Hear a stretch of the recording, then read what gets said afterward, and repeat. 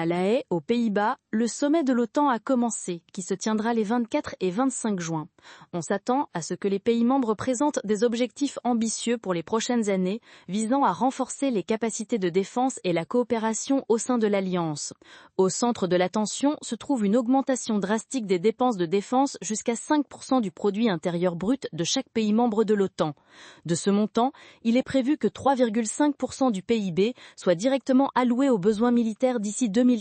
Un autre 1,5% devrait être investi dans des domaines connexes, y compris le développement des infrastructures et la cybersécurité, ce qui est important pour la protection des technologies modernes.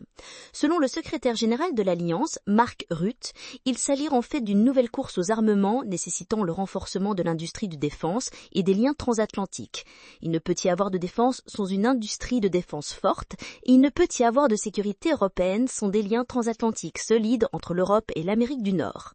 Il est donc nécessaire de lever les barrières et d'encourager une véritable coopération transatlantique dans le domaine de la défense pour améliorer l'efficacité et l'unité. Seules l'Europe et l'Amérique du Nord, ensemble, peuvent relever ce défi en renforçant leurs capacités et en unissant leurs efforts en matière de défense et de production d'armement. Mais nous devons faire plus, faire mieux, faire ensemble et le faire maintenant, soulignant l'urgence et l'importance d'une action commune. Il est impensable que la Russie, avec une économie 25 fois plus petite que celle de l'OTAN, puisse nous surpasser dans la production d'armement, soulignant la nécessité d'investissement.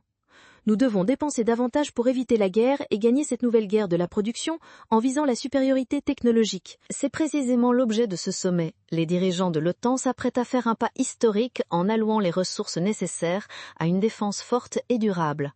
Et maintenant, c'est au tour de l'industrie. Fournir les armements et technologies pour assurer la sécurité et l'avenir de l'Europe. L'avenir de l'Europe, oui. S'écrit lors de ce sommet où sont prises des décisions clés et posées les bases de la sécurité pour de nombreuses années. En Ukraine et ailleurs, un potentiel avancé se crée dans les ateliers d'usine. De nouvelles lignes ont été ouvertes en un temps record. La production s'accélère. L'adaptation à la guerre continue. L'Europe connaît un réveil de la défense. Demain, le sommet fixera des objectifs historiques en matière de dépenses de défense des pays de l'OTAN, où importe non seulement la somme, mais aussi la manière d'investir. De nouvelles gigafabriques à très haute puissance de calcul seront utilisées pour des projets à double usage, incluant le Fonds du Conseil européen de l'innovation pour les startups. Des synergies seront recherchées dans toutes les directions pour intégrer les entreprises technologiques à l'industrie de défense, renforçant la coopération et le développement. Dans les 5 prochaines années, la Russie testera notre engagement à la défense mutuelle. D'ici 2030, l'Europe doit disposer d'une dissuasion puissante contre les menaces. Le concept préparation 30-30 exige une nouvelle façon de penser et la volonté de sortir de sa zone de confort et de rechercher de nouvelles approches en matière de technologie et de défense. Il est nécessaire de réunir les sphères civiles et militaires en Europe et au-delà pour assurer la sécurité et dissuader les menaces potentielles. Avec la bonne mentalité et la bonne approche, nous pourrons contenir quiconque voudra nuire à l'Europe et à ses alliés. Le président turc Tayyip Erdogan a déclaré mardi la nécessité de lever les restrictions sur le commerce des produits de défense entre les pays de l'OTAN sans aucune condition. Il a également annoncé les plans d'Ankara pour organiser un sommet de l'OTAN en 2026 sur le territoire turc. Avant de s'envoler pour La Haye, afin de participer au sommet de l'Alliance, Erdogan a souligné lors d'une conférence de presse la volonté de la Turquie de prendre de nouvelles mesures pour la paix entre la Russie et l'Ukraine. Il a salué l'établissement d'un cessez-le-feu entre Iran et Israël, soulignant l'importance de telles initiatives pour la région. Erdogan a déclaré que les restrictions et interdictions sur le commerce des produits de défense entre alliés sont considérées comme erronées et doivent être levées au plus vite. Il a promis de clarifier les efforts de la Turquie pour une cessation diplomatique de la guerre, sans renoncer aux engagements au sein de l'OTAN. La Turquie soutient toute tentative d'établir un cessez-le-feu entre l'Iran et Israël et aspire à une paix durable dans la région. En 2026, la Turquie prévoit d'organiser un sommet de l'OTAN qui sera un événement important pour l'Alliance. Dans les coulisses du sommet, des rencontres bilatérales sont prévues avec les alliés et les dirigeants des pays partenaires de l'Alliance pour discuter des questions clés. Erdogan a appelé les acteurs internationaux à prendre des mesures efficaces pour mettre fin à la violence et à la folie dans la région. Il a condamné les frappes d'Israël contre Iran et d'autres zones, affirmant que l'agression israélienne devait être complètement arrêtée dans la région. Ces déclarations ont été faites dans un contexte de tension et d'appel à la paix que la Turquie soutient activement dans les relations internationales. Il devait arriver au sommet de l'OTAN à La Haye en tant que pacificateur triomphant, sans aucun doute ni réserve, pour promouvoir la stabilité dans la région et renforcer les relations pacifiques. La veille, il a annoncé qu'à 6 heures du matin, heure locale, Israël et l'Iran déclareraient un cessez-le-feu qui devait devenir un véritable armistice. L'armistice impliquait le retour de l'Iran aux négociations dans les 24 heures afin de résoudre les questions litigieuses par des moyens diplomatiques.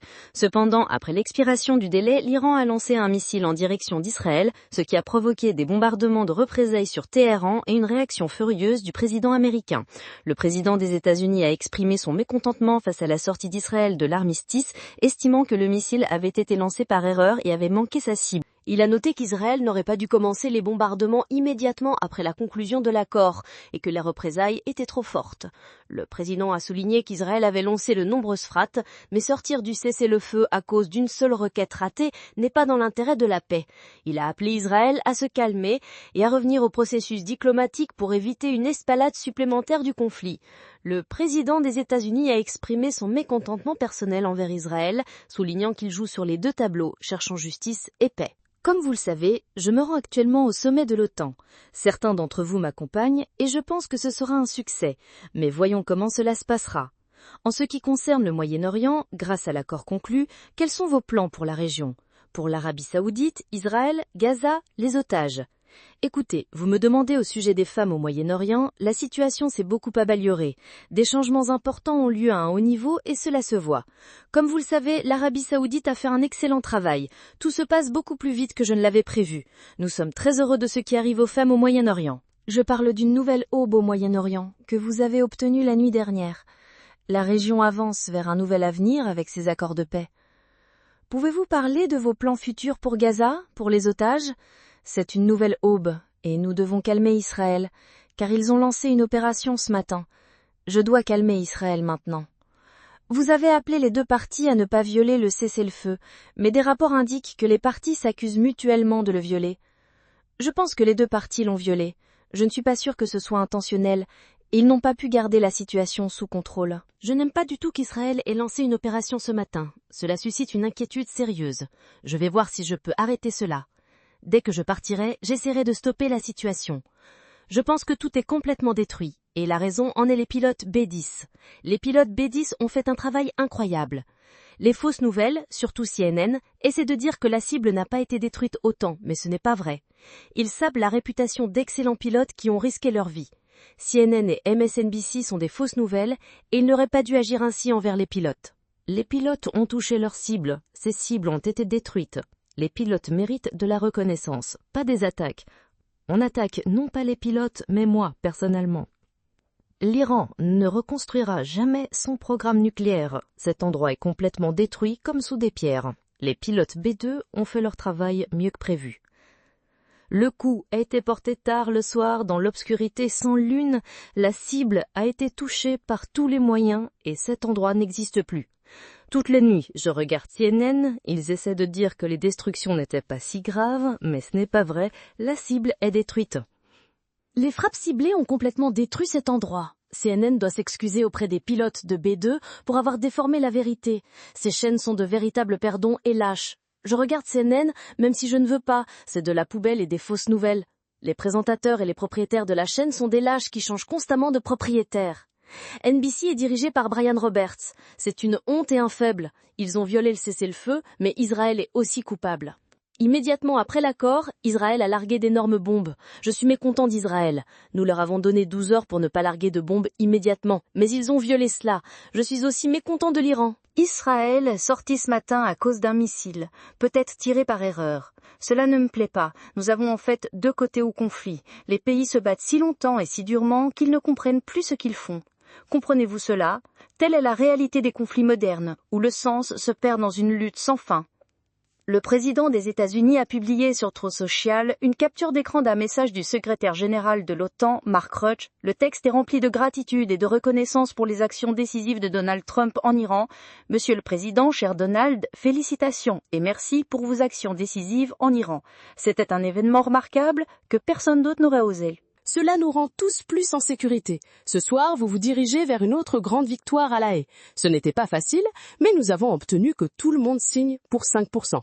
Donald, vous nous avez conduits à un moment très important pour l'Amérique, l'Europe et le monde entier. Vous accomplirez ce qu'aucun président n'a réussi depuis des décennies. L'Europe payera cher comme il se doit et ce sera votre victoire. Bon voyage et à bientôt au dîner chez Sa Majesté. Marc Rutte, l'état-major des forces armées iraniennes, a démenti mardi 24 juin le lancement de missiles en direction d'Israël. Cela est survenu après l'annonce d'un cessez-le-feu quelques heures plus tôt, a rapporté la télévision d'État iranienne. L'organe suprême de sécurité nationale d'Iran, le Conseil suprême de sécurité nationale, a déclaré mardi que les forces armées iraniennes avaient forcé Israël à reconnaître sa défaite. Israël a accepté un cessez-le-feu unilatéral, a annoncé le Conseil suprême de sécurité nationale d'Iran. L'état-major des forces armées nie catégoriquement tout lancement de missiles depuis le territoire iranien vers les terres occupées ces dernières heures. Le grand et héroïque peuple islamique d'Iran doit savoir que les forces armées sont prêtes à donner une réponse décisive à l'ennemi. Les forces armées de la République islamique d'Iran, ne faisant pas confiance aux ennemis, gardent le doigt sur la gâchette, prêtes à une frappe écrasante. Chers téléspectateurs, veuillez noter, une opération réussie de missiles des gardiens de la révolution islamique a été menée en réponse à l'agression américaine. Cette opération, grâce à la ténacité et à l'unité du peuple dans la défense de la patrie, a forcé l'ennemi à accepter le cessez-le-feu. Le Premier ministre du Qatar a déclaré que les relations avec l'Iran ont été assombries par une attaque à la roquette contre une base aérienne américaine sur le territoire de l'Émirat. Cependant, il a exprimé l'espoir de rétablir les liens bilatéraux avec le temps. L'Iran a répondu lundi à la participation des États-Unis à l'opération israélienne en lançant des roquettes sur la base aérienne d'Al-Udeid. Personne n'a été blessé car Téhéran avait prévenu à l'avance de l'attaque. Quelques heures plus tard, Washington a annoncé un cessez-le-feu. Le Qatar, situé de l'autre côté du golfe Persique par rapport à l'Iran, agit souvent comme médiateur dans les conflits régionaux. La médiation concerne les conflits entre l'Iran et les États-Unis, ainsi qu'entre Israël et le Hamas dans la guerre à Gaza. Ce qui s'est passé constitue une violation de la souveraineté du Qatar, ce qui est inacceptable. Toutes les mesures diplomatiques et juridiques seront prises pour résoudre la situation que nous espérons voir réglée au plus vite. Les événements d'aujourd'hui laisseront une cicatrice sur les relations. Nous espérons qu'avec le temps, tous tireront des leçons. Les relations de bon voisinage ne doivent pas être violées ni sapées. Le partenariat entre le Qatar et les États-Unis continue de se renforcer. Nous espérons que le partenariat et les relations de bon voisinage reviendront bientôt à la normale, y compris les relations avec l'Iran. La possibilité d'un cessez-le-feu complet sur tous les fronts a également été discutée. Nos amis aux États-Unis ont demandé au Qatar de contacter l'Iran pour vérifier sa disposition à un cessez-le-feu. Nous avons effectué les contacts nécessaires et saluant la déclaration du président américain, nous espérons que le cessez-le-feu sera maintenu et que la question reviendra dans le cadre diplomatique. Nous appelons les parties à respecter les accords et à reprendre immédiatement les négociations sur l'accord nucléaire. L'État du Qatar a toujours cherché une solution diplomatique. Son Altesse l'Émir a récemment reçu un appel du président iranien exprimant ses regrets concernant l'incident. Le président iranien a exprimé ses regrets que le territoire du Qatar ait été visé. Nous avons clairement fait comprendre que le Qatar est un État voisin avec le droit à la sécurité et au respect.